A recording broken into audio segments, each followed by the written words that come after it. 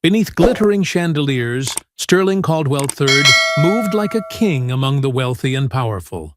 To him, Clara Mae Johnson was invisible, an aging black maid whose place was to serve in silence. When she dared to speak, his words dripped with contempt. "Know your place, worthless trash." Sterling believed the insult would end it.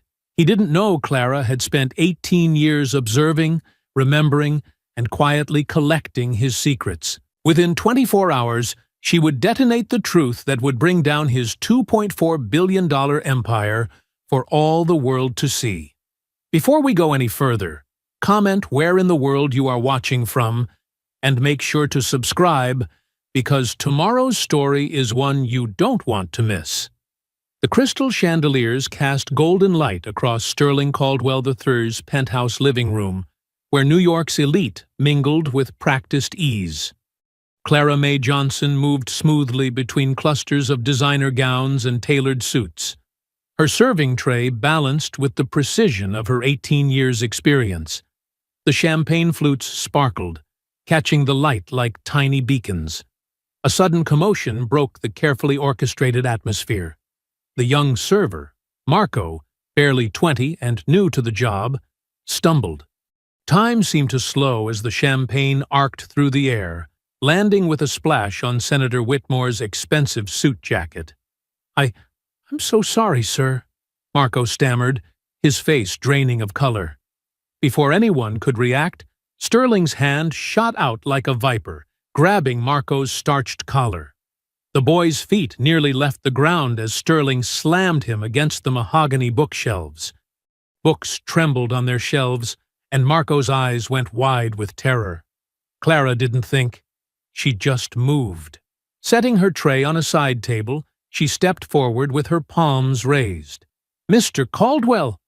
Sterling spun around, his face twisted with rage. His arms swept out, catching Clara's retrieved tray with deliberate force.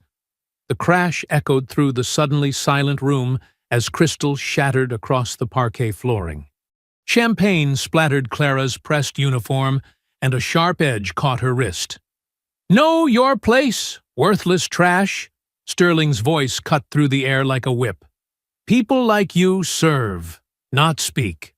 Nervous laughter rippled through the crowd. Women hidden behind perfect makeup averted their eyes. Men studied their shoes or their drinks. The sound of breaking glass seemed to echo endlessly as the remaining flutes rolled and shattered.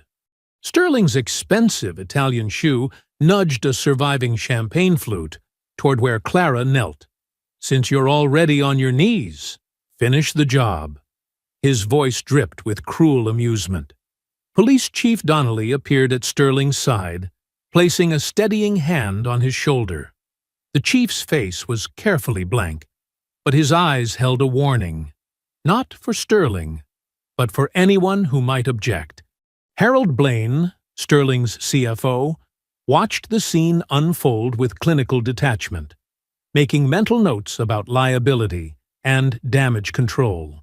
Through the corner of her eye, Clara caught Senator Whitmore's swift exit through a side door, leaving his champagne-stained jacket as someone else's problem. The senator's departure spoke volumes about the power dynamics in the room. Blood trickled down Clara's wrist, but she kept her voice steady as she turned to Marco, who stood frozen against the bookshelf. "Kitchen, cool water," she said softly, her eyes never leaving Sterling's face. She noted everything about him in that moment, his stance, his expression, the way his keycard fob dangled carelessly from a crystal hook on the nearby wall. Clara knelt carefully, gathering the larger pieces of broken crystal. Her movements were deliberate and efficient, a lifetime of practice evident in every motion. The security cameras mounted in the corners caught her attention, their lazy sweep of the room, the predictable pattern of their rotation. Her mind catalogued these details automatically, filing them away like photographs. The head housekeeper's voice cut through the tension. "Reset for dessert service. Fresh glasses now." The command broke the spell, and conversation gradually resumed. The wealthy guests turned back to their discussions of charity galas and market futures, the recent unpleasantness already fading from their carefully curated reality. Clara moved methodically around the room, wiping down the smoked glass coffee table until it gleamed. She straightened the imported silk pillows on the leather sofas, each movement precise and controlled. Her breathing steadied as she worked, though her pulse still thrummed steadily in her throat. Sterling had already reclaimed his domain, his perfect white teeth flashing as he laughed with a group of investors.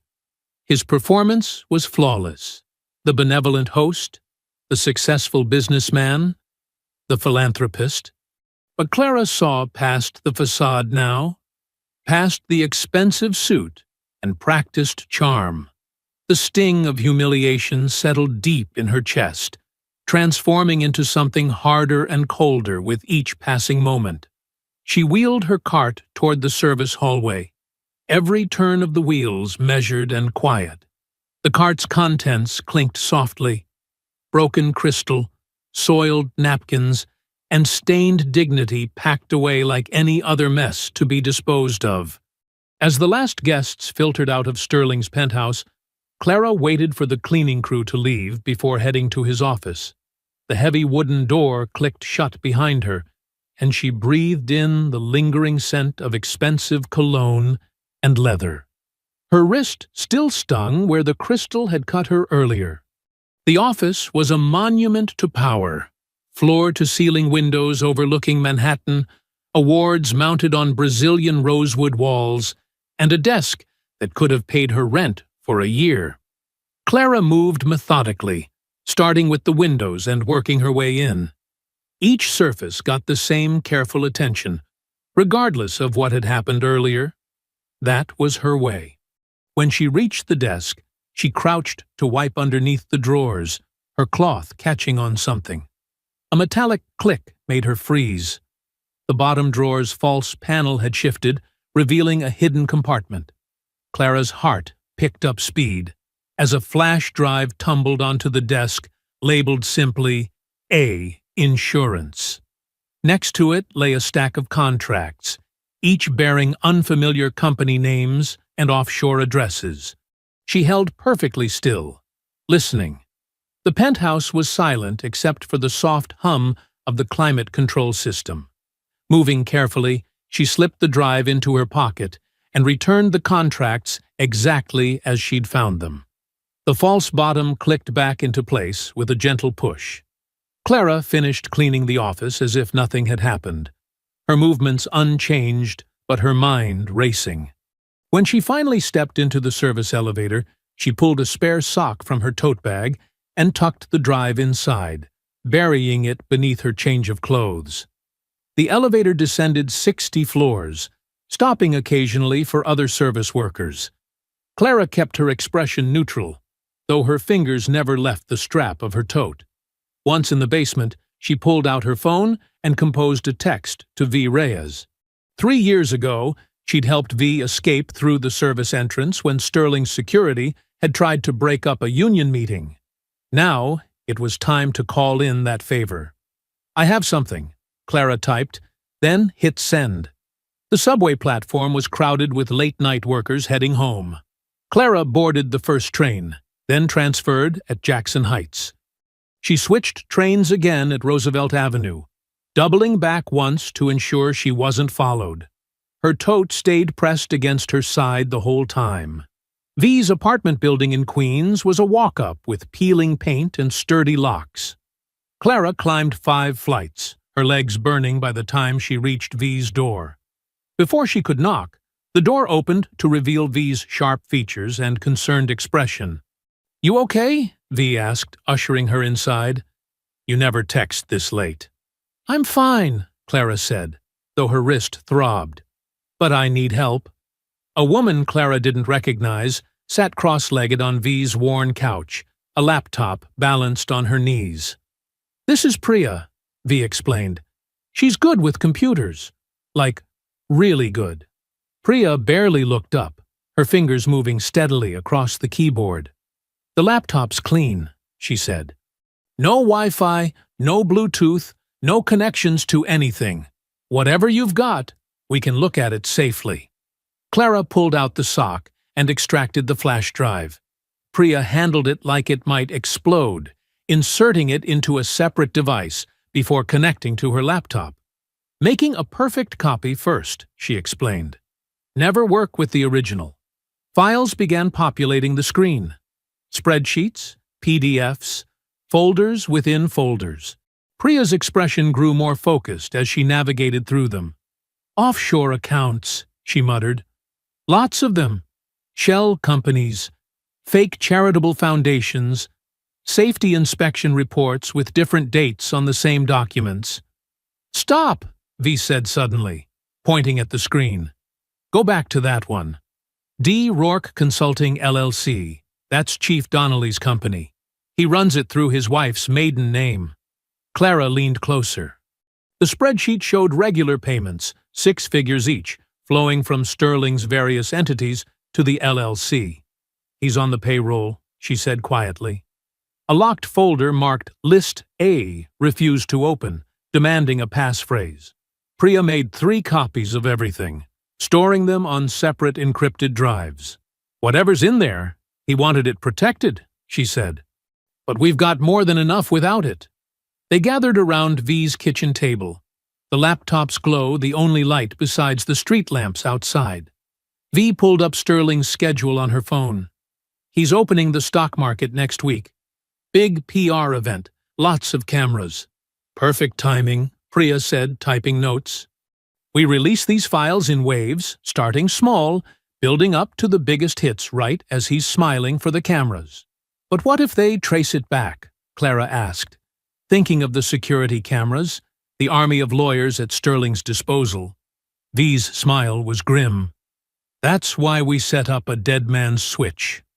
If anything happens to us, if we go offline or disappear, everything dumps at once. All of it. Priya powered down the laptop, removing any trace of their work. The smell of brewing coffee filled the apartment as they discussed timing, platforms, journalists they could trust. Clara's hands wrapped around a warm mug, the ceramic steady against her palms. The cut on her wrist had stopped bleeding, but the memory of Sterling's voice, "Know your place," still echoed in her mind. As dawn approached, they gathered around Priya's laptop again. The hacker's fingers moved with precision as she assembled what she called a media package, documents, spreadsheets, and recordings organized for maximum impact. Maya Chen at the City Ledger, Priya said, pulling up the journalist's profile. She's broken 3 major corruption stories this year. Never backs down, protects her sources. She created an encrypted folder with Maya's name on it. Clara nodded, remembering Maya's recent expose on construction kickbacks. Can we trust her? She's the best, V confirmed, and she hates Sterling. He tried to buy her paper last year to shut down an investigation. Priya handed Clara a small microphone. We need your statement. Keep it simple. How you found the drive, what you saw, chain of custody. No emotional details yet. Clara's voice was steady as she spoke into the recorder. On the evening of September 15th, while performing my regular cleaning duties, I discovered documents and digital files indicating systematic criminal activity by Sterling Caldwell III and Caldwell Industries. She detailed the discovery, the contents, and the handling of the evidence. Professional. Detached. Like testifying in court. V spread papers across the kitchen table, creating a timeline of events.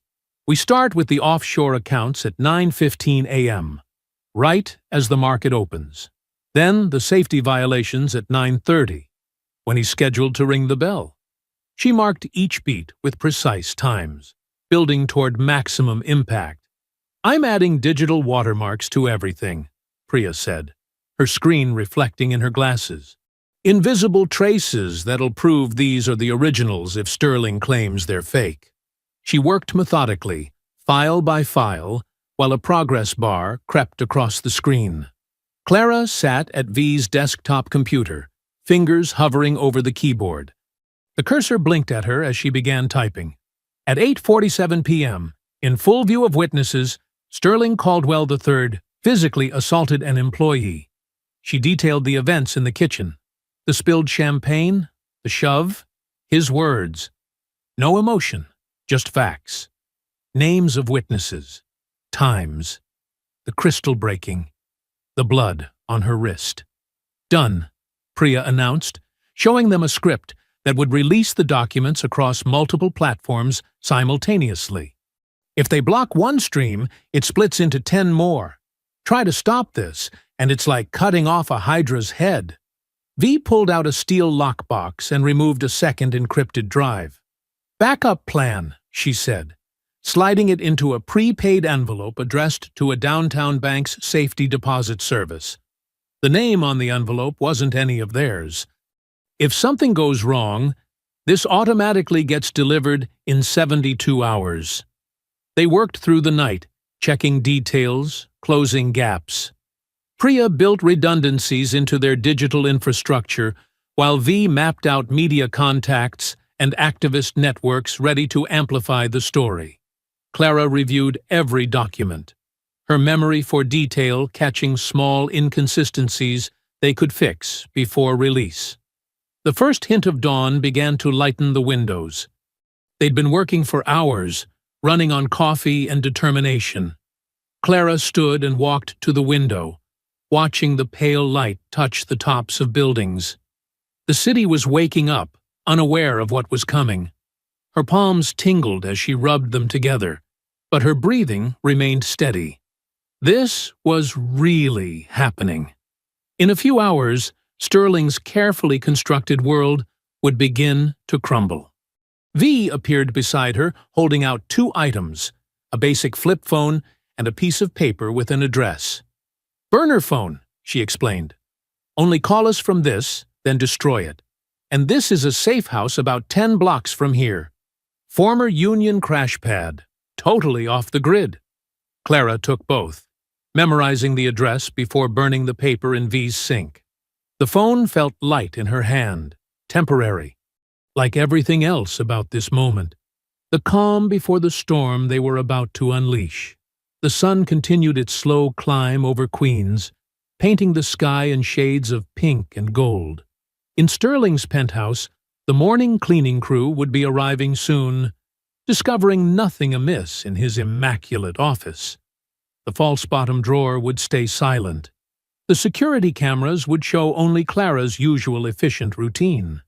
Soon, he would wake up in his multi-million-dollar apartment, put on one of his $5,000 suits, and prepare to bask in the attention of his stock market photo op. He would have no idea that with each passing minute, he was moving closer to his own destruction. The burner phone felt heavy in Clara's pocket as she gathered her things. The cut on her wrist had scabbed over, but she could still hear the sound of crystal shattering, still feel the sting of his words. She looked at V and Priya, these women who had become her conspirators in the space of one night. They nodded at her, understanding in their eyes. There would be no going back after this morning. Clara stood in the fluorescent-lit lobby of the downtown bank, her hands steady as she filled out the safety deposit box rental form. The name C. May flowed from her pen in careful cursive. Simple, forgettable. Just another customer on a busy morning. The bank clerk barely glanced at her ID, more interested in his coffee than verification. "Box 2174, he droned, sliding a key across the counter. "Follow me, please." In the vault room, Clara waited until the clerk left, before removing the clone drive and a sealed envelope from her bag. The affidavit inside detailed everything: the discovery, the contents, the witnesses at the gala. Her signature at the bottom used her real name. This was her insurance, her proof that she'd acted deliberately and in sound mind. She placed both items in the box, closed it with a soft click, and locked away this piece of protection. The key felt small in her palm, Another secret to carry, another layer of security. Outside on the crowded sidewalk, Clara blended into the rush of morning commuters. The September air held a hint of autumn, but she felt a drop of sweat roll down her back when her personal phone buzzed in her pocket. The landlord's name flashed on the screen. Her thumb hesitated before opening the text. Multiple complaints received regarding lease violations. Unauthorized business activities conducted from premises. Please respond immediately. Clara's jaw tightened. She'd lived in that apartment for 12 years without a single complaint. The timing wasn't subtle. Sterling's people were already moving fast, trying to destabilize her life. She kept walking, weaving between tourists, taking photos of skyscrapers. Her phone buzzed again, this time with a news alert. The Caldwell Industries PR Twitter account had posted a statement. Clara May Johnson has been terminated from her position due to concerning incidents of theft and emotional instability. Our legal team is fully cooperating with law enforcement regarding these serious allegations. The words emotional instability made her want to laugh. Classic playbook. Discredit the whistleblower, paint her as unstable, make her story seem less credible before it even breaks. She'd seen it happen to others who'd crossed Sterling. Her burner phone vibrated. V's message was brief. Expected. Stick to plan. Of course V would have anticipated this. She'd seen these tactics before in her union organizing days. Clara ducked into a busy cafe, the smell of coffee and pastries filling the air. She found a corner table with her back to the wall, ordered a tea she wouldn't drink, and pulled out the burner phone. Her message to Maya was equally brief. Confirm receipt. The response came quickly. 9:15 a.m. Window confirmed. Locked and loaded. Clara checked her watch. Just over an hour until everything would start. She imagined Maya in the City Ledger newsroom, probably on her third coffee, double-checking sources and preparing to light the fuse that would blow Sterling's world apart. The cafe television played a financial news channel on mute. Sterling's face appeared in a promo spot about his upcoming market bell ceremony. His practiced smile, his perfectly tailored suit, his air of untouchable authority, all of it about to crumble. Clara finished her tea, left a tip, and took a circuitous route to the safe house. She doubled back twice, rode 3 different subway lines, and walked the final 6 blocks in a pattern V had taught her to spot any tails. The safe house was a 3rd-floor walk-up in a neighborhood where nobody looked too closely at their neighbors. The key was under a loose brick by the back door, just as V had said. Inside, the apartment was spare but clean. A bed, a table, some chairs, blackout curtains already drawn. Clara's phone lit up with a notification from Priya. A simple green dot indicating all systems were ready. The scheduled posts were queued. The dead man's switch was active, and their digital arsenal was primed to launch. She opened her bag and pulled out her maid's uniform, the same one she'd worn yesterday when Sterling had humiliated her in front of his guests. The crisp black dress with its white collar, the sensible shoes, the apron with its deep pockets. For 18 years, she'd worn this uniform like armor, moving invisible through the worlds of the wealthy, seeing everything while being seen as nothing. Clara laid the uniform flat on the bed, smoothing out the wrinkles. In less than an hour, it would transform from a symbol of her submission into evidence of her resistance. The uniform that had made her invisible would help make her story impossible to ignore. She sat in a chair by the window, watching thin strips of morning light peek through the curtains. Her phones, both of them, stayed silent now. Everything was in motion. Everyone was in position. All she could do was wait for 9:15 a.m., when the first domino would fall. Clara watched the financial news live stream on Priya's secure laptop, the volume low but clear in the safe house's morning quiet.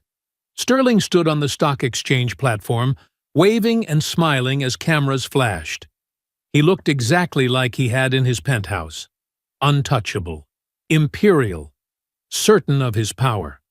2 minutes, Priya said from her workstation, fingers flying across 3 keyboards. Screens filled with code reflected in her glasses. V paced behind them, phone pressed to her ear. Maya's ready. City Ledger homepage is prepped. Social amplification network standing by. Clara's hands were steady in her lap. The uniform she'd laid out caught the gray morning light filtering through the curtains. She thought of the young server's face as Sterling had shoved him, of crystal shattering on parquet floors, of laughter floating like poison in the air. 60 seconds, Priya announced. First payload formatting complete. On screen, Sterling gripped the ceremonial market opening bell, his billion-dollar smile gleaming. The countdown clock ticked. 10, 9, 8. Releasing now, Priya said quietly. The first documents hit simultaneously across multiple platforms. Tax records showing elaborate schemes of offshore accounts and shell companies, internal memos detailing fake charitable foundations used to launder money and dodge taxes. Within seconds, the City Ledger homepage updated with Maya's investigative piece, connecting all the dots in devastating detail. "Second wave," Priya called out, her voice tight with focus. The video started spreading. Shaky phone footage of a collapsed factory in Malaysia, where underpaid workers had been forced to keep working despite structural warnings. Alongside it, leaked emails showed Sterling personally ordering safety inspection reports to be falsified. "There's the money trail," V said, watching another screen. Years of payments from Caldwell Industries to D. Rourke Consulting LLC. Regular deposits that lined up perfectly with Police Chief Donnelly's private account deposits. The stock ticker at the bottom of the financial news feed stuttered, then plunged. Caldwell Industries opened down 12% and falling fast. The anchor's practiced smile cracked as she touched her earpiece. We're getting multiple breaking news alerts regarding Caldwell Industries," she said. "We'll need to cut away from the opening bell ceremony for—" Sterling's face tightened on camera as someone whispered in his ear. The bell remained unrung. "SEC announcement incoming," Priya reported, scanning feeds. "They're launching immediate information requests to all Caldwell subsidiaries." Clara leaned forward as a new alert crawled across the screen. Breaking. Caldwell Industries board member Marlene Ash announces immediate resignation. The statement was brutally simple. "In light of serious allegations supported by compelling evidence, I can no longer in good conscience maintain my position on the board of Caldwell Industries. I have forwarded all relevant materials to appropriate authorities." "Stock's down 18% now," V said. "Trading might get halted soon." Clara watched Sterling's face on the live stream, the same face that had twisted with rage in his penthouse, that had smiled as he ordered her to clean up the mess he'd made. Now that smile was gone, replaced by something closer to fear. The cold satisfaction she felt wasn't quite joy. It was deeper than that. A weight lifting, a balance shifting, justice beginning to turn like a massive wheel. More board members prepping statements, Priya reported. 2 major shareholders dumping stock. Maya's piece is trending nationwide. A knock at the door froze them all. 3 slow, 2 fast. The pattern V had specified. V checked the peephole, then opened the door to reveal Andre Lewis, still in his night shift security uniform from Sterling's tower. Clara recognized him. He'd always treated the cleaning staff with quiet respect, nodding hello while other guards ignored them. "I saw what he did to you yesterday," Andre said, stepping inside. "In the penthouse. But that wasn't the first time. I've heard things, seen things, over the years." He pulled a thumb drive from his pocket, handed it to V. "Internal security footage. Multiple incidents. Audio, too. He forgets the camera's record sound when he's angry." There's stuff from the executive elevator, the parking garage, his private conference room. Times and dates are all watermarked. V plugged the drive into Priya's security station for scanning. This is major, Andre, but it puts you at risk. Andre's face was calm, determined. Some risks are worth taking. When you see wrong happening right in front of you, over and over, and you do nothing. He shook his head. At some point, you're part of it. I'm done being part of it. Priya's screens filled with thumbnail previews of security videos. This is all authenticated. Clean timestamps, no tampering. This is going to destroy whatever's left of his "it's all lies" defense. Clara stood and faced Andre. Thank you, she said simply. He nodded. Sometimes the night shift sees what the day shift pretends not to notice. Time somebody turned the lights on. Clara leaned closer to Priya's monitor as the security footage began to play. The video quality was crisp, showing Sterling's executive office late at night. He lounged in his leather chair, drink in hand, while Harold Blaine stood by the window. The transfers are clean, Sterling said, swirling his glass. I had our friends in security ensure the loading dock cameras have convenient maintenance periods during sensitive times. His laugh echoed through the speakers. And the paperwork? Blaine asked, his voice tight. Please. Sterling waved dismissively. Between D. Rourke's cooperation and Whitmore's. The voice that cut in came from just off camera, sharp and warning. Sterling! The video jumped to another clip. Priya frowned, typing rapidly. Someone edited that section. But the timestamp shows this was just last week. Can you recover the missing audio? Andre asked. Working on it. But even this mention of Whitmore. Priya's fingers flew across the keyboard.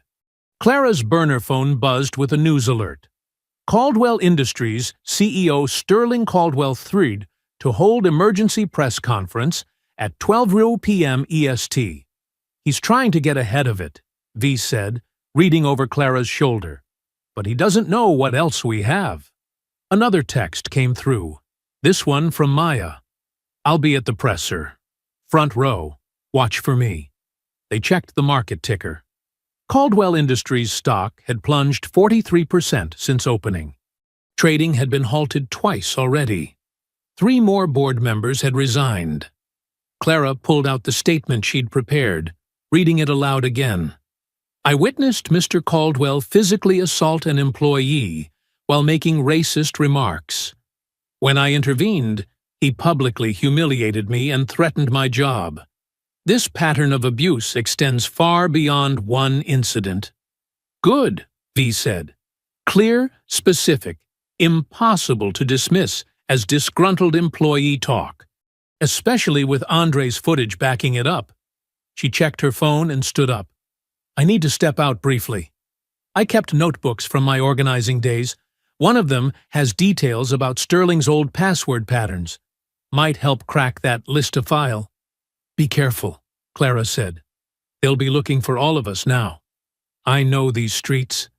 V smiled. Back in 30 minutes. Promise. She headed for the door. Priya moved quickly, typing commands. Setting the dead man's switch. If anything happens to our main feeds, everything dumps automatically. She reached into her bag and handed Clara a small canister. Pepper spray. Just in case. Clara tucked it into her pocket as they turned their attention to the press conference feed. Sterling's usual podium had been set up in Caldwell Industries' main lobby. Reporters packed the space, Maya's dark hair visible in the front row. Sterling strode out, his smile noticeably strained. I want to address these malicious allegations directly, he began. Caldwell Industries categorically denies all accusations of financial impropriety or worker mistreatment. These fabricated documents are clearly the work of criminal elements. Mr. Caldwell, Maya's voice cut through clearly. How do you respond to evidence of systematic tax evasion through your offshore subsidiaries? Baseless accusations, Sterling snapped. Next question. What about the collapsed factory in Malaysia? Another reporter called out. Internal emails show you personally ordered. More fabrications, Sterling interrupted. We maintain the highest safety standards. Mr. Caldwell. Maya again, holding up her phone. Would you like to comment on this audio recording from your penthouse yesterday? The room fell silent as she pressed play. Sterling's voice filled the space, cruel and clear. Know your place, worthless trash. People like you serve, not speak. Gasps rippled through the crowd. Sterling's face contorted. That's clearly doctored. Maya kept going. We have multiple witnesses to this incident, including several of your guests. Would you like to explain what you meant by people like you? This press conference is over. Sterling turned to leave.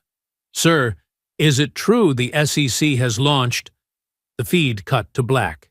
Clara gripped the edge of the desk, staring at the blank screen. Priya's fingers flew across keys, trying to find another live feed. Maya did it, Clara whispered. She got it all on record. In front of everyone. Look, Priya said, pulling up a social media feed. Clips of Sterling's reaction were already spreading, along with screenshots of the stock price, down 51% now. Andre checked his phone. My contacts inside say he stormed straight to the executive elevator. He's calling everyone. Lawyers, board members, the police chief. No one's picking up.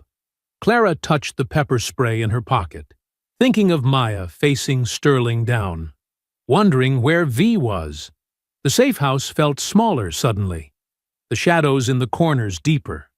Priya's screens filled with incoming data. More documents dropping. Former employees speaking out. That factory video is everywhere now. She looked up at Clara. This is really happening. His empire's crumbling in real time. Good, Clara said softly, remembering Crystal breaking under her knees. Let it fall. Maya's silence stretched longer with each passing minute. Clara checked her burner phone again. No new messages since the press conference. V should have been back 20 minutes ago.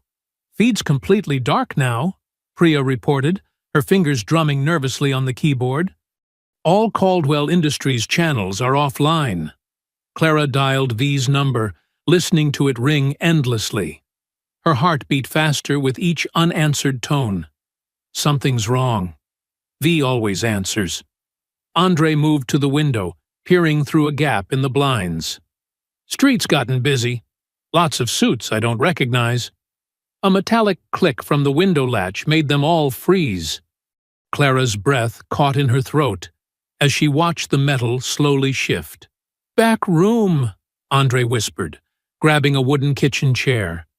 His knuckles whitened around the chair legs as he positioned himself beside the door. Priya's fingers flew across her laptop. With 3 quick keystrokes, a piercing alarm shrieked from somewhere down the hall. The sound of footsteps outside paused. Beta team, northeast corner, a muffled voice said. Possible diversion. Hold position.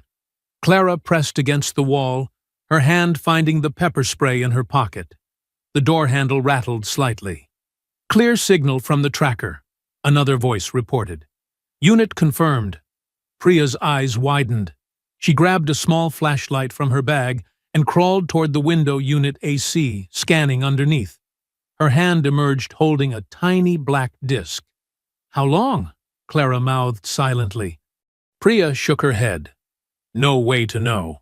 The burner phone in Clara's pocket vibrated. A single message lit up the screen. You're next. Go bags, Andre mouthed, pointing to the backpacks they'd prepared.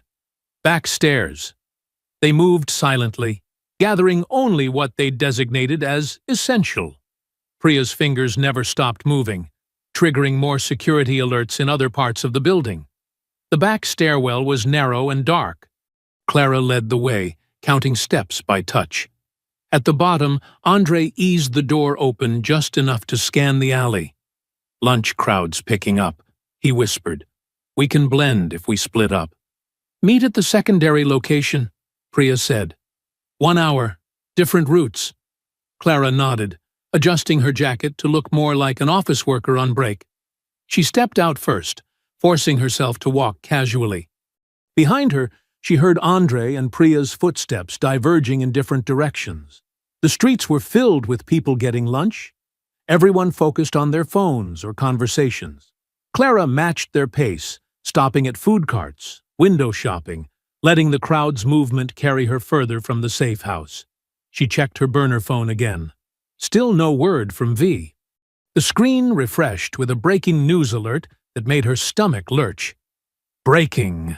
City Ledger journalist Maya Chen found dead in apartment. Police suspect suicide. Clara stumbled, catching herself against a storefront. Her vision blurred as she read the details. Prominent investigative reporter Maya Chen, 37, was discovered in her Upper West Side apartment this afternoon. Sources say a note was found at the scene. She forced herself to keep walking, even as her legs threatened to give out. 3 more blocks to Priya's backup location, an old upholstery shop with an office in the back. Just 3 blocks. The bell above the shop door chimed as Clara entered. The owner, an elderly woman who owed Priya a favor, nodded slightly and pointed to the back without speaking. Clara made her way through the rows of fabric bolts and half-finished furniture. Andre was already there, pacing the small office. Priya arrived minutes later, immediately connecting a new laptop to check their security feeds. Clara sank into a worn armchair, her breath coming in shallow gasps as the news about Maya truly hit her. She was just there, she whispered. At the press conference. She was just there. No way it was suicide, Andre said firmly. Maya had everything documented, backed up. She knew how to protect herself. The note, Priya read from her screen, allegedly mentions professional pressure and regret over recent stories. She looked up, face grim. They're trying to discredit everything she reported, make it seem like she cracked under guilt over false accusations. Clara's hands shook as she pulled out her burner phone. The threat message glowed back at her. You're next. The shop bell chimed distantly. They all tensed, but it was just a customer asking about reupholstering a couch. I should have known, Clara said, her voice hollow. When he grabbed that boy in the kitchen. I should have known how far he'd go to keep control. Maya knew the risks, Priya said quietly. She chose to face him anyway, to get the truth out there. And now she's dead. Clara's words hung in the stuffy office air. The overhead light flickered, casting strange shadows across the piled furniture and rolls of fabric. Outside, traffic noise filtered in, normal city sounds that felt surreal against the weight of what had happened. Andre checked his phone. Still no word from V? Clara shook her head, trying to force air into lungs that seemed to have forgotten how to work. Clara stared at Maya's photo on the news site, her grief crystallizing into something harder, colder. Her fingers curled into fists. We're not stopping, she said, her voice steady despite the tremor in her hands. Maya died getting this story out. We owe her. Priya nodded, already typing. List a partition. It's the key to everything. Her screen filled with code as she reopened the encryption program. Sterling would use something he couldn't forget. Something meaningful but not obvious. Tell me what you need, Andre said, pulling up a chair. Clara closed her eyes, picturing Sterling's office. There was a photo on his desk. Old sailing picture. Him as a kid with his father. The yacht's name? Priya asked. Artemis II, Clara remembered. But that's too obvious. Andre pulled out his phone. Let me check something. He scrolled through old security footage. Every morning, Sterling uses the same code for his private elevator. 6 digits. His mother's birthday? Priya suggested. Clara shook her head. Her maiden name, Ashworth. He mentioned it at the gala, bragging about old money. They dug deeper into Sterling's public life. His first company's name, the offshore account codes, his childhood address. Each detail they uncovered felt like another piece of a puzzle they couldn't quite solve. His main charity foundation, Clara said suddenly. The one he uses to hide money. What's the full name? Caldwell Family Trust for American Excellence, Priya read. Established, 1987. CFT, 1987. Andre tried. Priya's fingers flew across the keyboard. The screen flashed red. Not quite. Clara paced the small office, her shoes silent on the worn carpet. The trust. He called it something else at the gala. Something about legacy. Wait. Andre pulled up a video clip on his phone. Sterling at a podium giving a speech. The Caldwell legacy of excellence continues through our charitable works. TCLE 1987, Priya typed. The screen flashed green. Files began populating the window. We're in, Priya whispered. Oh God. The list scrolled endlessly. Judges' names with payment amounts. Regulatory officials and dates of interventions. Police captains with assigned territories. Each entry had attached documentation. Photos, bank transfers, transcripts of conversations. Senator Whitmore's name appeared repeatedly, linked to massive payments and notes about legislative management and oversight coordination. But worse were the entries marked cleanup required. Each one corresponded to a date just before a suspicious death or disappearance. Journalists, whistleblowers, a labor organizer in Detroit, an environmental activist in Oregon. 3 journalists in the past year, Andre noted grimly. All ruled suicides or accidents. Priya's hands shook slightly as she worked. Mirroring everything now. 3 separate cloud vaults, different providers. Even if they find one, they won't find all 3, Clara finished. The overhead light flickered again. Outside, sirens wailed in the distance. Priya, Andre called from the window. Check the police channels. She switched screens, her face paling. Bolo just went out. Clara May Johnson, wanted for corporate espionage, theft of trade secrets, criminal conspiracy. A photo of Clara flashed across the screen, her employee ID from Caldwell Industries. The timestamp showed it had been distributed to every precinct in the city. Sterling's attorneys filed formal charges. Priya continued reading. They're calling you a disgruntled former employee who stole sensitive documents and fabricated evidence. The shop bell chimed again. Heavy footsteps crossed the front room. Priya killed the lights with one keystroke. Andre moved silently to the door, peering through a crack as flashlight beams swept the main shop area. Just looking for reupholstery estimates, a gruff voice said. Shop seems closed. The footsteps retreated. The bell chimed once more. In the darkness, Clara's whisper was barely audible. We keep going. They'll be watching everything, Andre warned. Train stations, airports, your apartment. Then we change the game, Clara said. Stop running and take the fight to them.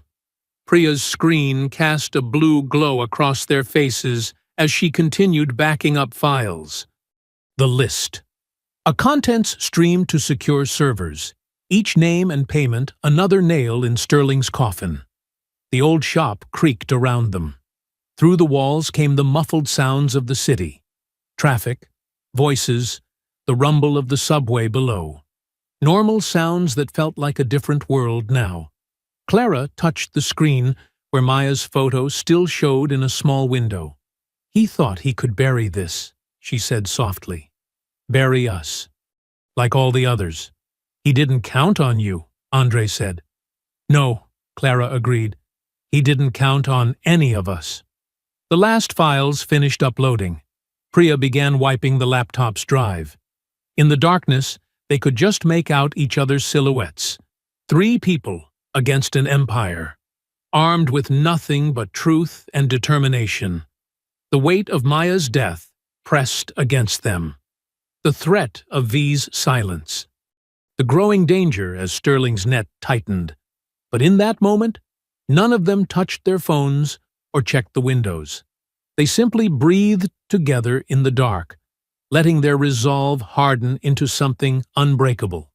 The evening sun cast long shadows through the windows of Priya's backup location, a cramped studio apartment above a laundromat. The washing machines below hummed like distant engines, almost drowning out the ring of Clara's burner phone. "Jamal?" Clara answered, recognizing her brother's number. Heavy breathing. Then a stranger's voice. "Your brother's being processed at the 47th precinct. Equipment violation. Broken tail light. Funny thing is, his truck passed inspection last week." Clara's hand tightened on the phone. "Who is this?" "Someone who knows how this ends." The voice was calm, practiced. "Walk away now, before more family members have equipment problems." The line went dead. Clara's fingers trembled as she dialed Jamal's regular number. Straight to voicemail. She tried his work phone. Nothing. "They're moving faster," Andre said, looking up from his tablet. Getting desperate. Priya's fingers flew across her keyboard. Found the arrest record. Officer Timothy Walsh, known associate of Chief Donnelly. The charge is garbage. They didn't even try to make it look real. Clara paced the small room, her shoes silent on the thin carpet. The laundromat's rhythmic thumping seemed to match her heartbeat. "They're targeting my family now, just like they did to Maya." "We can use that," Priya said. She spun her laptop around. "Look, I've set up a secure channel. You record a message, I'll encode it with a blockchain timestamp and link it to the vault copies. Once it's out there, they can't erase it." Clara nodded, settling into a chair. Andre adjusted the webcam while Priya checked levels. "Ready?" Priya asked. Clara took a deep breath, looking directly into the lens. "My name is Clara May Johnson. Yesterday, I was a housekeeper. Today, I'm being hunted by one of the most powerful men in New York. Sterling Caldwell III thinks he can silence me by threatening my family. He's wrong." She kept her voice steady, though her hands shook beneath the desk. "I've seen his secret files, the bribes, the blackmail, the deaths he calls cleanup. Now my brother has been arrested on fake charges. A journalist is dead, but I'm still here, and I have proof." Priya gave her a thumbs up as she finished. "Perfect. Uploading now with encrypted links to the evidence." Andre's phone buzzed. He frowned at the screen. "You need to see this." He held out his phone, showing security footage from inside the police station. Chief Donnelly stood in a circle of officers, his voice clear through the audio. "I want noise around the Johnson family," Donnelly growled. "Traffic stops, code violations, whatever it takes to send a message. But keep it clean, nothing that sticks." "Bastard," Clara whispered. Priya's laptop pinged. She clicked through several screens before her eyes widened. "Emergency shareholder meeting tonight, 7 p.m. Sterling's trying to stop the bleeding before the market opens tomorrow." "How many guards?" Andre asked. "Standard evening shift plus private security. But I know the catering company they use. High-end events, minimal background checks on temp staff." Clara stood, smoothing her shirt. "Then that's our way in. Live stream everything. Show them exactly who Sterling Caldwell really is." "It's risky," Andre warned. "If they catch you—" "They caught my brother for doing nothing," Clara said. "At least this way we make it count." Priya opened a duffel bag, pulling out a black blazer with a catering company logo. "I can hack their staff scheduling system, add you to the evening shift. The body cam is sewn into the lapel, totally invisible." "What about V?" Clara asked softly. None of them had heard from her since she left to get her notebook. "I've got alerts set for hospitals and precincts," Priya said. "Nothing yet." Clara slipped on the blazer, checking the fit in a smudged mirror. The tiny camera lens was barely noticeable, Just another button among many. Testing feed, Priya muttered, typing commands. A small window opened on her screen showing Clara's reflection. Video and audio, both clear. Stream will go live the moment you enter the building.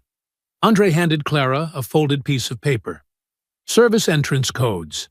Security rotation schedule. You'll have about 20 minutes between shifts at 7:15. Clara tucked the paper into her pocket, then paused.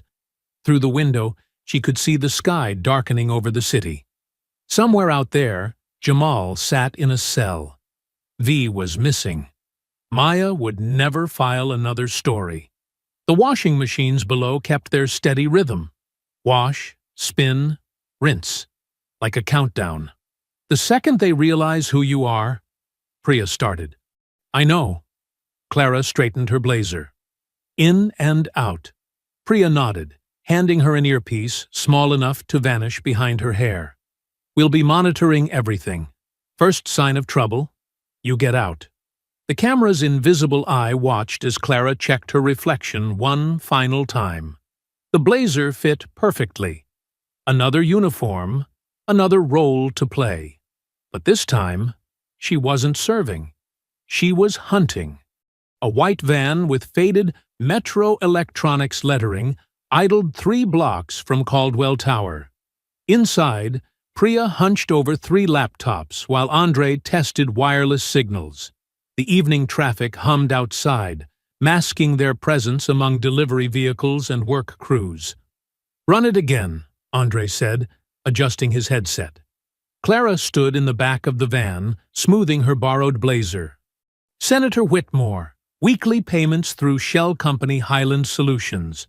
Judge Marcus Rodriguez, offshore account in the Caymans funded by Sterling's charity.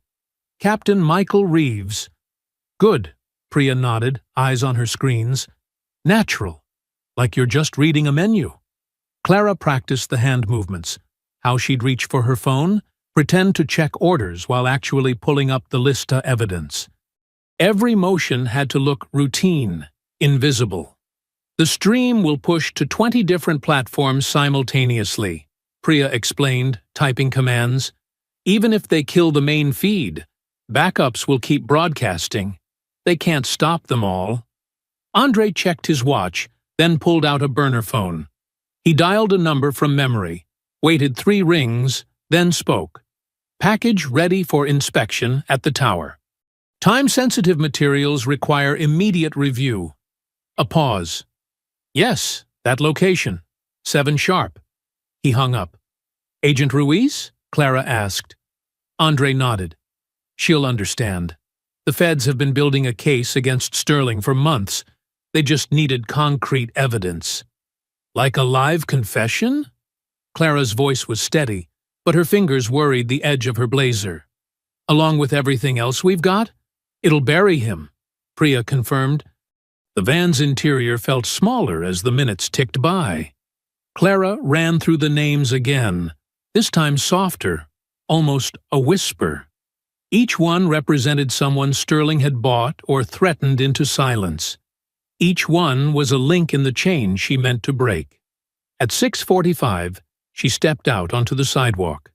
The tower loomed above, its glass face reflecting the sunset in sheets of orange and gold. She joined a group of catering staff filing through the service entrance, keeping her head down, movements efficient.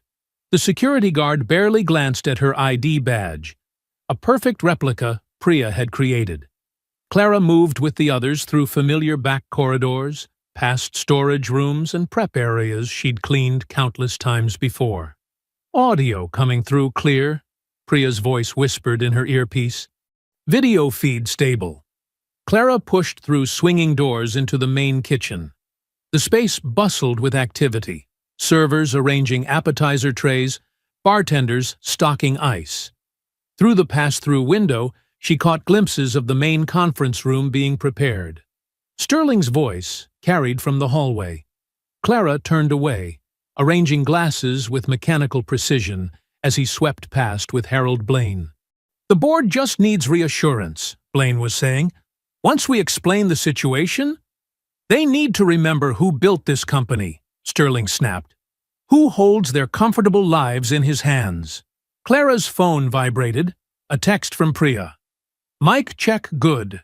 Stream primed. All systems ready. The conference room filled steadily. Clara recognized faces from charity galas and dinner parties, the wealthy and powerful who'd looked away that night in the penthouse. Now they whispered nervously, checking stock prices on their phones. Security positioned themselves at each exit. Clara noted their positions as she helped set water pitchers on the long tables. Andre's intel was accurate. The shift change would come just as Sterling began his remarks. The overhead lights dimmed right on schedule. A projector hummed to life, casting Sterling's company logo across the front wall.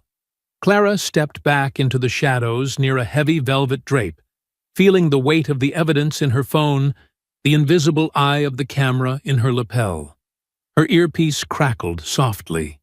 "Federal agents are in position," Andre murmured. "Agent Ruiz has a team standing by." Clara watched Sterling take his place at the podium, Harold Blaine hovering nearby like a worried shadow. The shareholders settled into their seats, faces lit by the blue glow of the presentation screen. She measured her breathing. In for 4 counts, out for 4. The same pattern she'd used while cleaning Sterling's office that first night when she'd discovered the drive.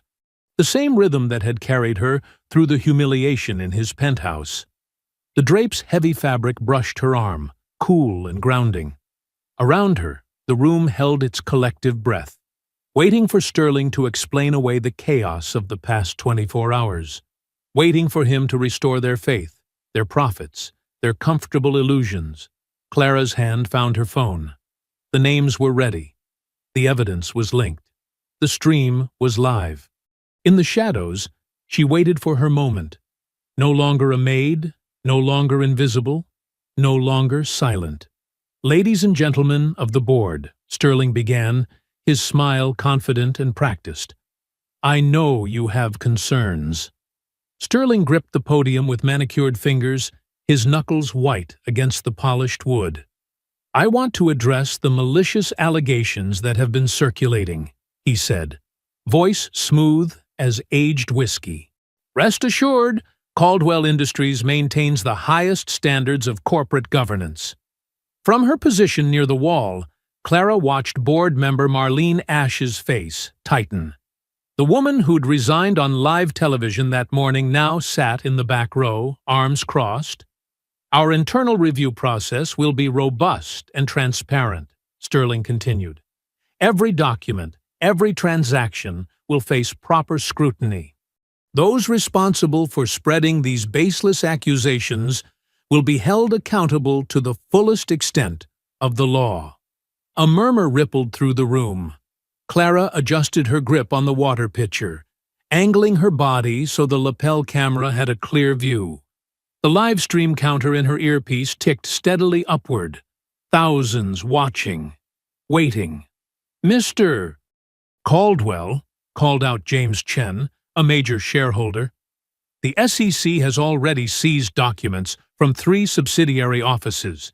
Are you suggesting those warrants were based on false information?" Sterling's practiced smile flickered.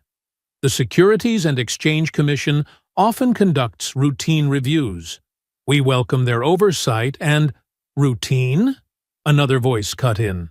Patricia Walsh from the Audit Committee. "Our stock has lost 60% of its value. There's nothing routine about that."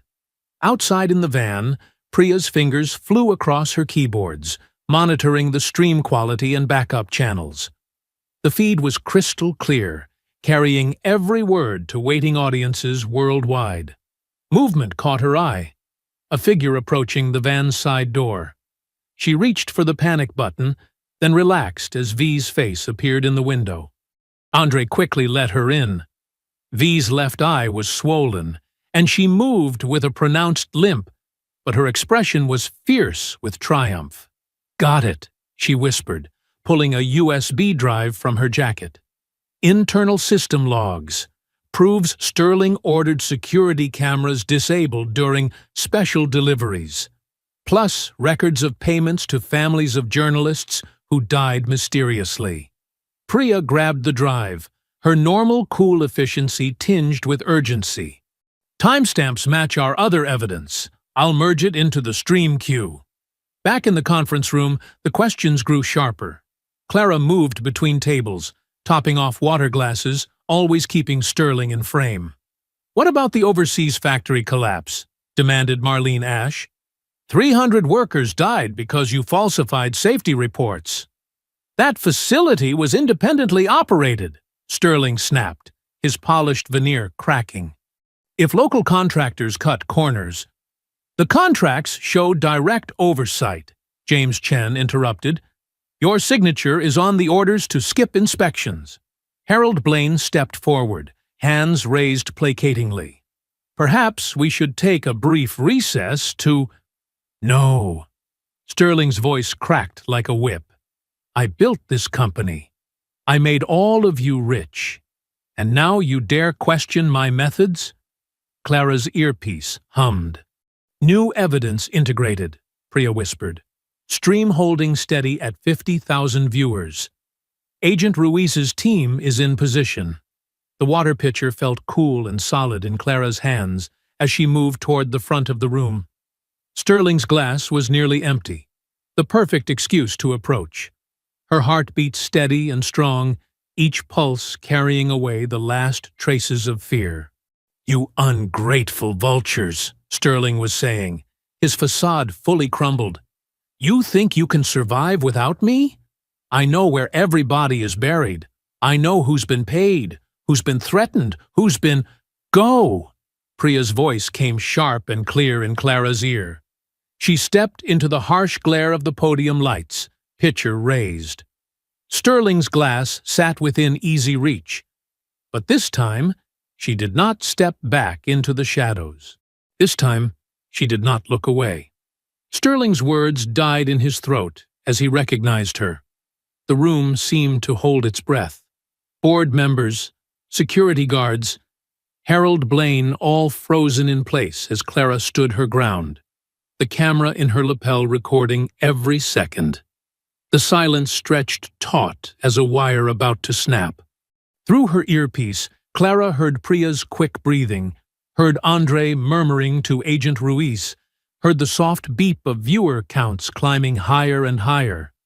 "You!" Sterling's face contorted, but Clara didn't flinch. She'd seen his true face before in the penthouse kitchen. Now it was time for everyone else to see it too. Her hand moved toward her phone, toward the list of names and crimes that would bring his empire crashing down. In the van, Priya's fingers hovered over the final command that would blast the evidence across every platform. V pressed ice to her bruised face, watching the screens with grim satisfaction. The pitcher remained steady in Clara's grip as she faced her former employer. She didn't need to look at the names anymore. She knew them by heart, just as she knew every detail of this room, every face that had turned away that night, every moment that had led to this one. Clara lifted her chin, her voice carrying to every corner of the stunned boardroom. "My name is Clara May Johnson. I was your maid last night. You told me to know my place." The silence shattered. Gasps and whispers rippled through the crowd like wind through dry leaves. Sterling's face drained of color, then flushed dark red. "This is List A," Clara continued, her phone glowing in her steady hand. "Judge Marcus Harrison paid $2 million through Cayman shell companies to dismiss workplace safety violations." She paused, letting the name hang in the air. "Police Captain Daniel Rourke, $500,000 to coordinate cleanup operations after reporter deaths." Harold Blaine lurched forward, but froze as documents began flooding screens around the room. Priya's work was precise, each piece of evidence appearing in perfect synchronization with Clara's words. "Commissioner James Walsh, $1.2 million to block investigations." Clara's voice grew stronger with each name. "Detective Sarah Morrison, $300,000 to falsify evidence." In the van, Priya's fingers danced across multiple keyboards, ensuring the stream reached every platform. Andre coordinated with security cameras, switching angles to capture every reaction. The viewer count exploded. 200,000, 300,000, climbing faster than the numbers could update. "You can't," Sterling started, but Clara spoke over him. "Senator Elias Whitmore." The name fell like a hammer blow. 4.6 million in targeted donations, plus monthly payments of $50,000 to delay regulatory oversight. Board member Patricia Walsh stood abruptly, her chair scraping against the floor. "I resign, effective immediately." She gathered her papers with shaking hands. "And I'll be contacting the SEC directly." 3 more board members followed suit, pushing back from the table. Harold Blaine made a desperate move toward the sound system, but the young AV technician simply stepped away from the controls, hands raised, letting the stream continue uninterrupted. Director Thomas Chen, paid to suppress evidence of human trafficking. Clara's steady recitation continued. Judge Patricia Martinez, 2.8 million to dismiss class action lawsuits. Sterling's security team shifted uncertainly near the doors. Andre moved casually to block their path, his badge displayed prominently. "Federal investigation in progress," he said quietly. Nobody moves. Phones began buzzing throughout the room as news alerts cascaded. CNN, Reuters, AP. The story was everywhere now. Clara kept reading, each name another nail in Sterling's coffin. Assistant DA Robert Morgan, 1.5 million to decline prosecution. She looked directly at Harold Blaine. CFO Harold Blaine, offshore accounts totaling $12 million for coordinating payoffs and falsifying records. Blaine sagged against the wall, his carefully maintained composure crumbling. Several shareholders were already on their phones to their brokers, faces ashen. "This is slander!" Sterling's voice cracked. "Security! Remove her immediately!" But the guards didn't move. Andre had positioned himself perfectly, his body language and quiet authority keeping them frozen in place. Through her earpiece, Clara heard Priya reporting viewer numbers now approaching 1 million. "The evidence is verified," Clara continued. "Bank records, contracts, emails, video footage, all authenticated. Timestamps, digital signatures, blockchain verification." She met Sterling's eyes. "Including footage from your penthouse security cameras showing exactly how you treat your workers." The room erupted in chaos. More resignations shouted across the tumult. Phones kept buzzing. Someone near the back was already talking to the FBI. Sterling's face contorted into something inhuman. He shoved away from the podium, abandoning all pretense of control. His expensive shoes clicked against the floor as he marched straight toward Clara, body rigid with fury. She didn't back away. The camera caught everything, his twisted expression, his clenched fists, the spittle flying from his lips as he leaned in close. "You shouldn't have done that," he hissed, the words crystal clear on her lapel mic. Clara stood her ground, the phone still raised between them like a shield. On its screen, the evidence continued to scroll, an endless litany of corruption and cruelty finally exposed to the light. Through her earpiece, she could hear Priya confirming that federal agents were moving into position. The room had gone quiet again, everyone watching the tableau at the front, the billionaire CEO looming over the former Maid, his carefully constructed mask of respectability shattered beyond repair. Cameras flashed. Phones recorded. The world watched through Clara's live stream as justice finally caught up with Sterling Caldwell III. The documents kept flowing across screens throughout the room. Each new revelation drew fresh gasps and murmurs. Board members continued to distance themselves, physically and professionally. The empire Sterling had built on threats and bribes was crumbling in real time, broadcast to millions. Sterling's face twisted with savage fury. His hand shot out, fingers closing around Clara's throat before she could react. With shocking strength, he slammed her backward against the floor-to-ceiling window. The glass vibrated with the impact. "I bury problems," he snarled, spittle flying from his lips. His perfectly manicured nails dug into her skin. "And you're just another problem." Clara's hand found the metal serving tray she'd dropped. She swung it hard, catching him in the ribs with the edge. Sterling grunted, his grip loosening slightly. The sound echoed through the now silent boardroom. "Security!" someone screamed.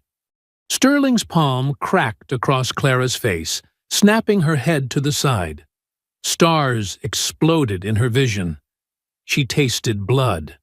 But 18 years of hauling garbage bags and scrubbing floors had made her stronger than he expected. She planted her feet and shoved back with everything she had.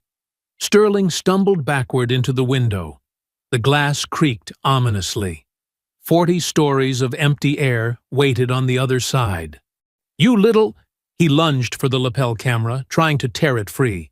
Clara trapped his wrist against her collarbone, twisted her hip, and drove her heel down onto his instep. He howled. The live stream counter in her earpiece kept climbing. 2 million viewers now watched Sterling Caldwell III reveal his true nature to the world. Clara rammed him sideways into the emergency exit bar. An alarm shrieked through the building. Sterling's eyes went wild. He clawed for her face, aiming for her eyes. She jerked back just in time, then raked her nails across his mouth. Blood welled from his split lip. "Not tonight," she spat, her voice raw but steady. He charged like a bull, driving them both to the floor. Clara's shoulder hit first, sending pain shooting down her arm. They rolled, trading blows. His expensive suit tore. Her uniform was stained with both their blood. The lapel camera captured everything. "Get her off me!" Sterling screamed. But his security team remained frozen, watching the federal investigation unfold. Andre blocked the main entrance, his stance unmistakably professional. Somewhere in the distance, sirens wailed.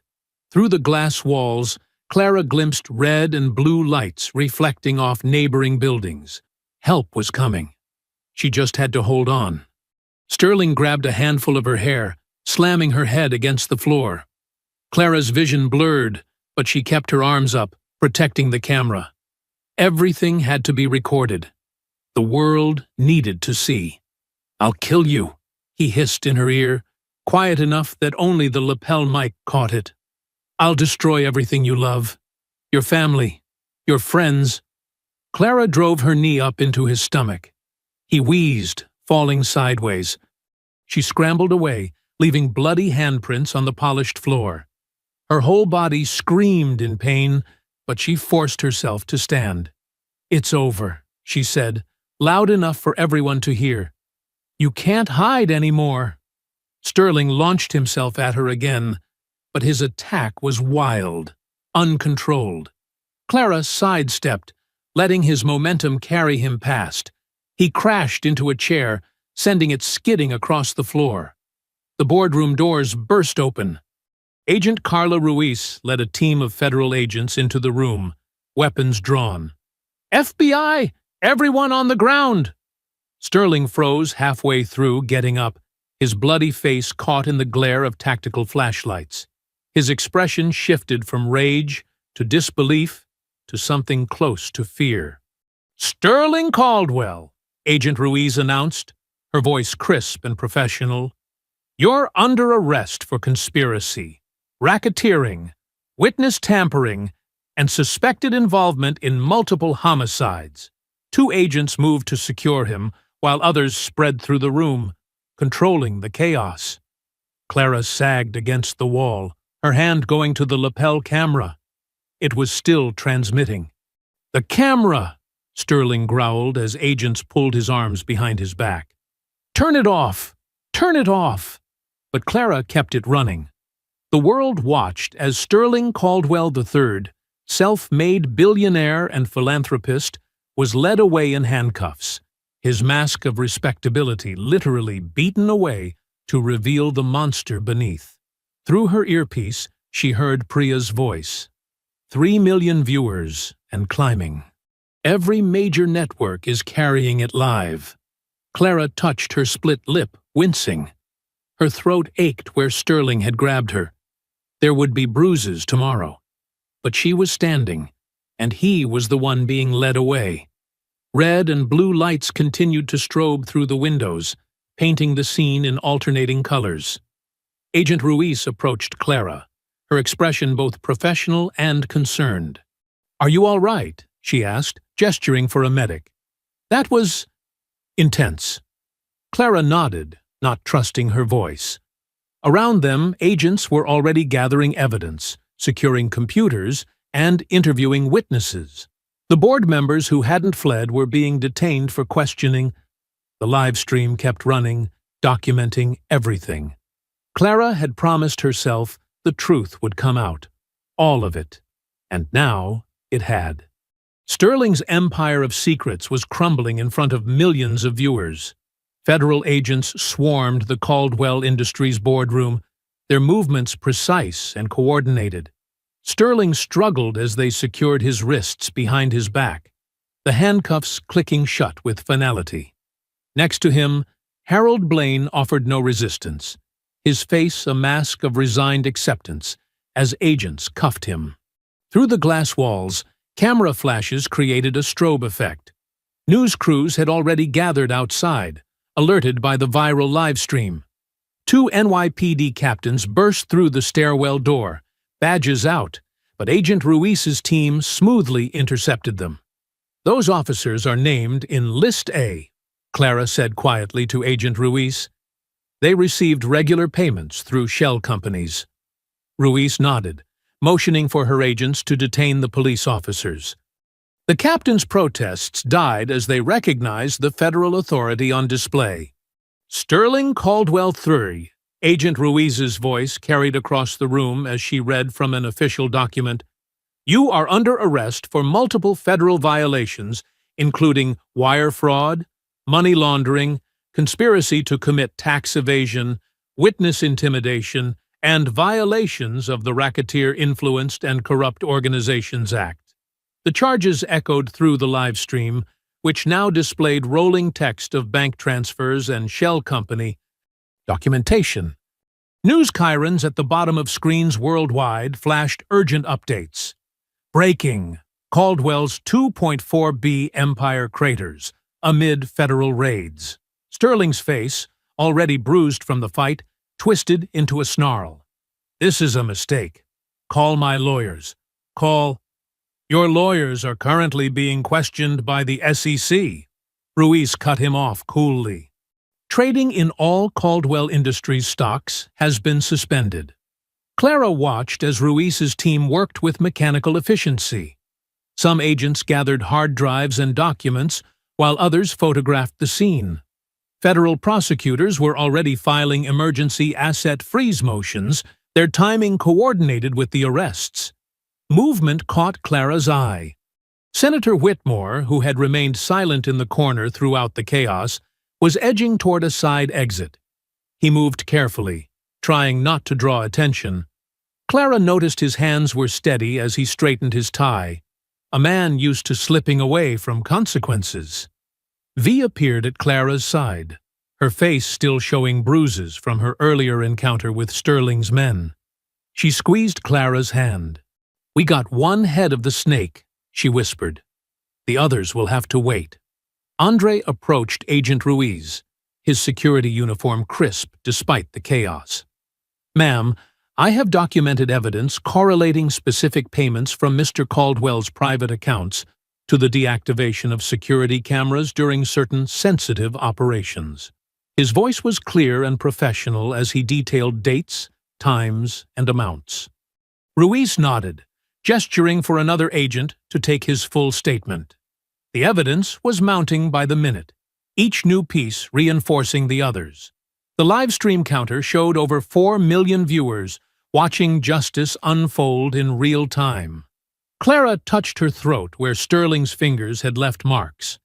A paramedic tried to check her injuries, but she waved them away. She needed to see this through. Harold Blaine was led out first, flanked by agents. The former CFO's shoulders were slumped, his carefully maintained facade of corporate respectability crumbling. Next came the police captains, their faces burning with shame as fellow officers watched them being escorted to waiting vehicles. Finally, agents moved Sterling toward the exit.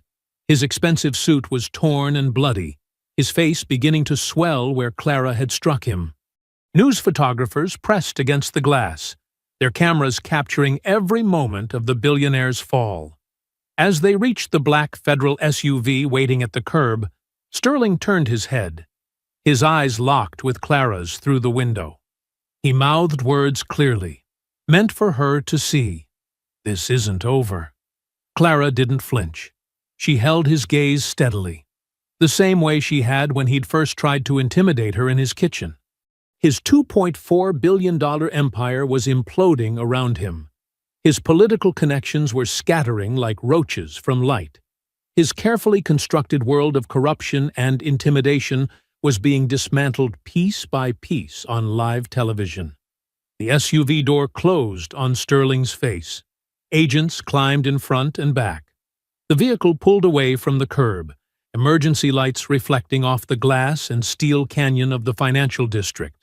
Clara watched until it disappeared around a corner, carrying away the man who had thought himself untouchable. Behind her, federal agents continued their methodical work. Evidence was tagged and bagged, witnesses were interviewed. The machinery of justice ground forward, crushing everything Sterling had built through decades of corruption and cruelty. The live stream was still running, its view now showing split screens of the arrests, document excerpts, and financial data. Priya's voice came through Clara's earpiece. "We're trending worldwide. Every major network is breaking down the evidence. He's finished." In a makeshift conference room of the community legal clinic, fluorescent lights buzzed overhead as Clara, V, Andre, and Priya gathered around a scratched wooden table. Agent Ruiz's voice crackled through the speakerphone placed at the center, her tone businesslike but satisfied. "The asset freeze is complete," Ruiz reported. "Every Caldwell account we could trace is locked down. The prosecutors are confident about the indictments. The evidence is overwhelming." Clara rubbed her tired eyes, still processing the events of the past 24 hours. The borrowed office chair creaked as she leaned forward. "What about the workers? The people he hurt?" "We're filing a motion to establish a restitution fund," Ruiz explained. "The seized assets will be used to compensate victims. It's going to take time, but there will be justice." V, her bruises now turning purple-yellow, was typing rapidly on her laptop. "We're getting flooded with messages. More whistleblowers coming forward. Former employees, contractors, people who lost everything to his schemes. Send them my direct line," Ruiz instructed. "Every statement strengthens the case." Clara's phone buzzed, a message from her landlord. "Police called about your lease complaint. Very apologetic. Your belongings are safe." She forwarded Ruiz's contact information, then did the same for Jamal's public defender. Minutes later, Jamal himself called. "They just released me, sis," he said, his voice thick with relief. All charges dropped. The defender said the feds stepped in. "You okay?" Clara asked, stepping away from the table for privacy. "I'm good. Real good." He paused. "You did something big, didn't you?" "We all did," Clara replied, watching her friends working across the room. "We all did." Through the clinic's windows, they could see crews in yellow vests moving along the street, posting notices on Caldwell properties. The bright orange papers declared, "Seized by federal court order," in bold letters. Pedestrians stopped to take photos, some cheering, others simply staring in disbelief. Andre's security radio crackled with chatter about the notices going up at Caldwell headquarters. He smiled grimly. Main entrance is taped off. Building's dark except for the feds still collecting evidence. Priya hadn't looked up from her screens for hours. Stream archive is complete, she announced.